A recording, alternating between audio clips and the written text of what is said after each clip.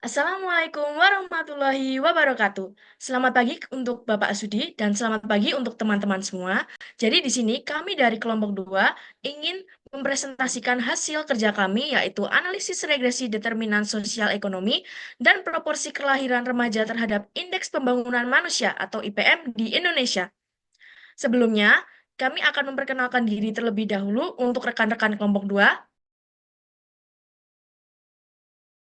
Baik, terima kasih Rambat. Mari kita langsung ke pendahuluan. Untuk latar belakang sendiri, Indeks Pembangunan Manusia merupakan indikator penting untuk melihat kualitas pembangunan melalui aspek kesehatan, pendidikan, dan standar hidup.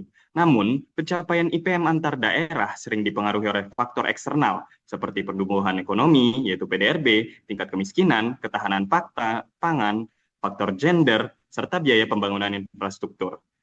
Tujuan penelitiannya hampir sama dengan rumusan masalah, di mana kami ingin membandingkan validitas model regresi data asli versus transformasi, menganalisis seluruh pengaruh variabel X satu persatu terhadap IPM, dan terakhir menguji pengaruh simultan seluruh variabel independen terhadap IPM.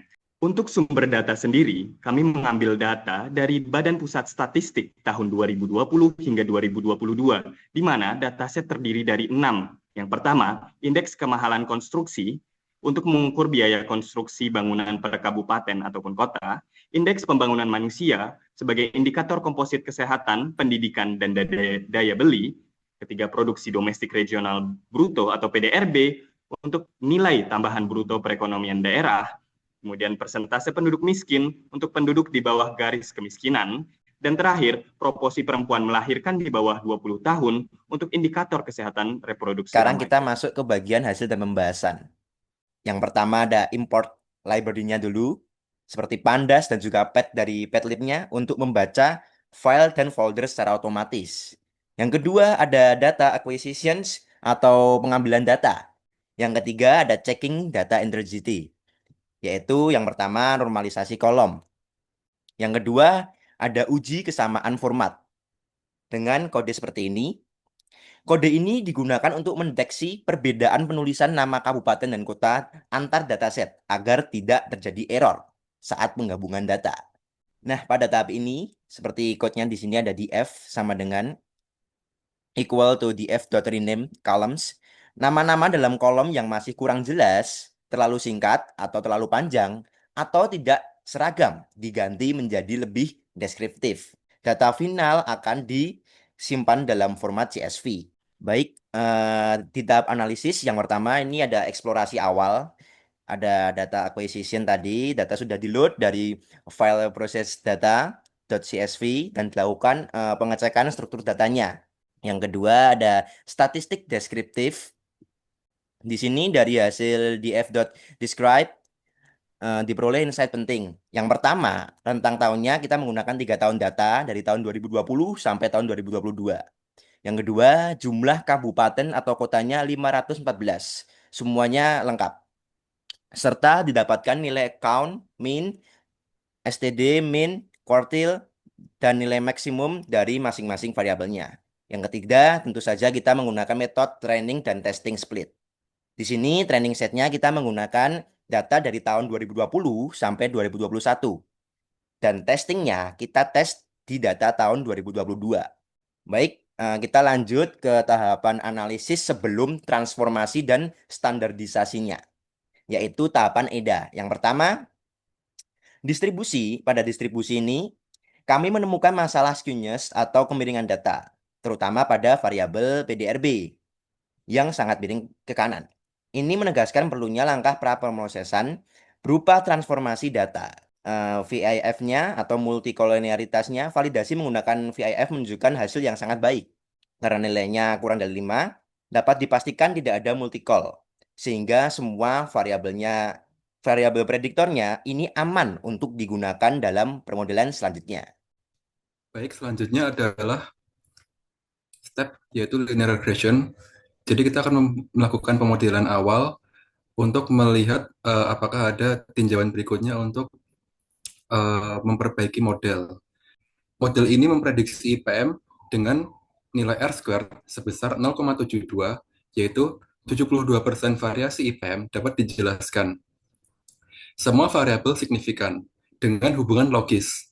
PDRB berpengaruh positif terhadap IPM, sementara kemiskinan, kemahalan konstruksi, ketidakcukupan pangan, dan melahirkan dalam usia muda berpengaruh negatif terhadap IPM. Namun, terdeteksi ada dua masalah kritis. Yang pertama adalah condition number sangat tinggi, 8,7 kali 10 pangkat 5, mengindikasikan masalah numerik atau multikolinearitas. Masalah numerik ini dapat berisi yaitu skala yang tidak sama atau skala dari variabel yang meledak dengan interval yang sangat besar daripada variabel-variabel lainnya. Kedua adalah tidak normalnya residual dengan nilai p-value dari JB test yaitu 5,99 dikali 10 pangkat negatif 34.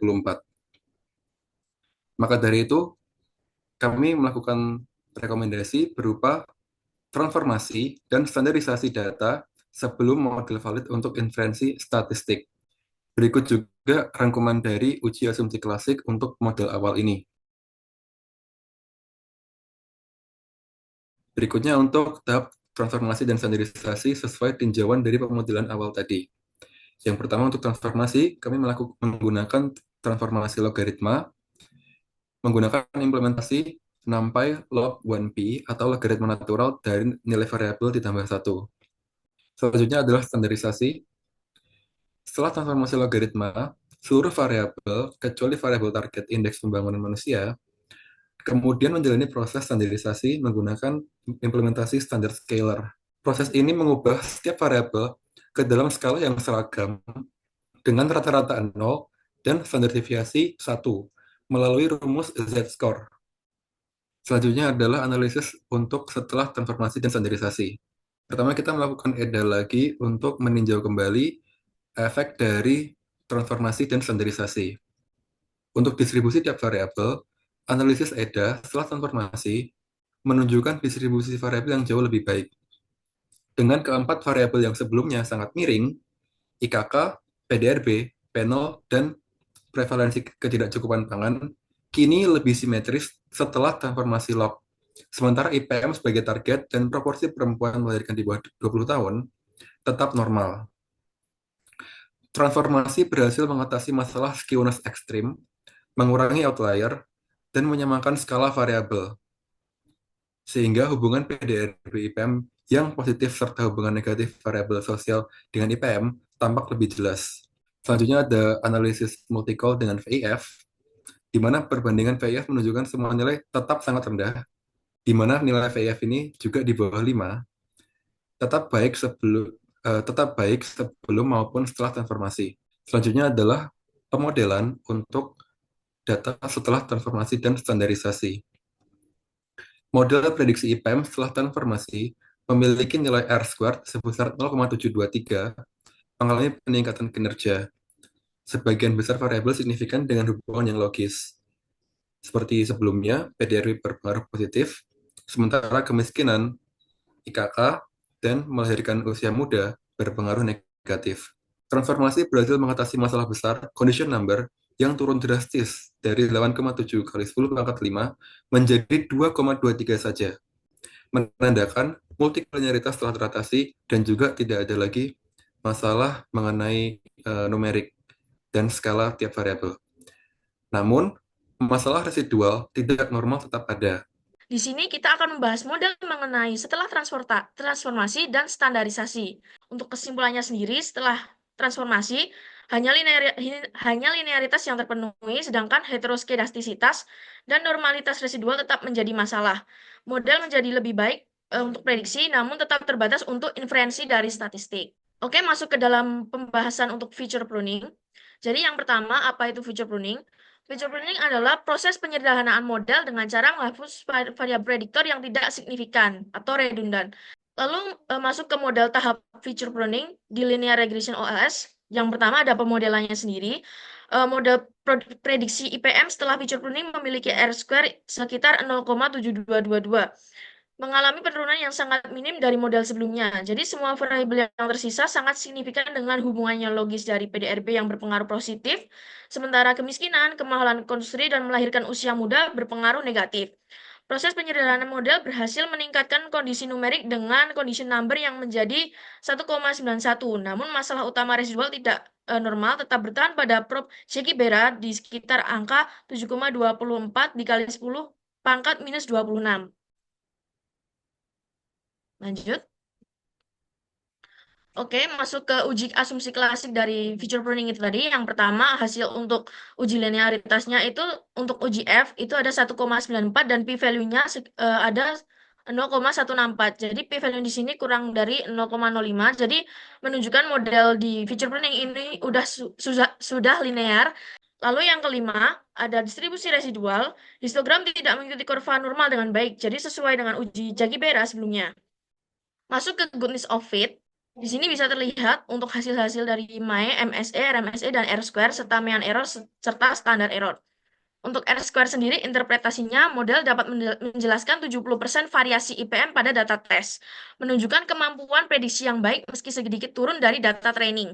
Lalu, model di sini memiliki akurasi yang cukup baik dengan error dengan rata-rata sekitar 2,7 sampai 35 poin IPM, dan mampu mempertahankan 70% daya jelas pada data yang belum pernah dilihat sebelumnya. Masuk ke mapping visualization yang akan dijelaskan oleh Dea. Untuk yang pertama, rata-rata indeks pembangunan konstruksi, di mana Papua dan Papua Barat muncul sebagai wilayah dengan IKK tertinggi, ditunjukkan oleh warna paling gelap pada peta menggambarkan biaya material dan logistik yang sangat mahal. Maluku dan NTT juga memperlihatkan tingkat pembangunan konstruksi yang tinggi dengan banyak wilayah berwarna orange tua.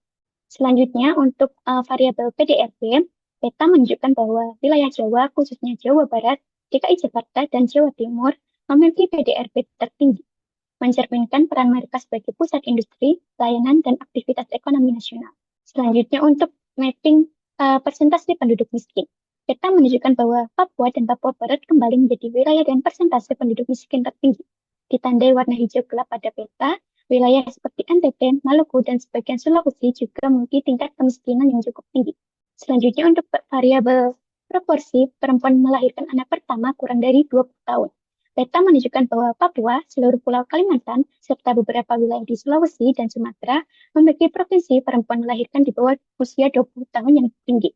Selanjutnya untuk visualisasi IPM sendiri, peta menunjukkan bahwa IPM tertinggi terdapat di beberapa wilayah Jawa seperti DKI Jakarta, DIY Yogyakarta, serta sebagian Jawa Barat dan Jawa Timur. Selanjutnya perbandingan distribusi IPM 2022 dengan data aktual dan data prediksi, di mana didapatkan hasil perbandingan peta IPM menunjukkan bahwa Pulau Jawa data prediksi menampilkan lebih banyak kabupaten dengan kategori 67,47 ke atas, sedangkan data aktual justru lebih banyak berada pada kategori 58,51 sampai 67,47. Papua juga menunjukkan pola prediksi yang lebih terang, dengan kategori 67,47 ke bawah, dibandingkan data aktual yang memiliki beberapa kabupaten untuk Sulawesi kategori 67,47 sampai 71,9 muncul lebih banyak pada data prediksi dibandingkan data aktual, sementara kategori lain relatif sama. Selanjutnya, kesimpulan yang bisa diambil dari mapping visualization bahwa pembangunan manusia di Indonesia sangat dipengaruhi oleh PDRB, tingkat kemiskinan, IKK, dan faktor sosial seperti perkawinan atau melahirkan dini. Wilayah Jawa Bali, sebagian Sumatera, dan Kalimantan konsisten menunjukkan IPM tinggi karena ekonomi mereka lebih kuat, kemiskinan lebih rendah, dan biaya pembangunan lebih murah. Untuk kesimpulan sendiri, dari penelitian ini menunjukkan bahwa IPM di Indonesia dipengaruhi secara kuat oleh faktor ekonomi, sosial, dan demografis. Saran dari kami adalah, pertama, untuk memperkuat pembangunan ekonomi daerah di wilayah dengan PDRB rendah. Yang kedua, untuk memprioritaskan penurunan kemiskinan melalui program pemberdayaan dan perluasan layanan dasar di wilayah yang memiliki tingkat kemiskinan tinggi. Keempat, memperkuat pencegahan perkawinan dini, terutama di Kalimantan, Sulawesi, dan Papua. Kelima, menggunakan hasil pemotongan IPM ini sebagai acuan prioritas pembangunan, khususnya di kawasan timur yang masih tertinggal. Baik, sekian untuk presentasi dari kelompok 2. Apabila ada kesalahan dalam perbuatan atau kata, mohon dimaafkan. Wassalamualaikum warahmatullahi wabarakatuh.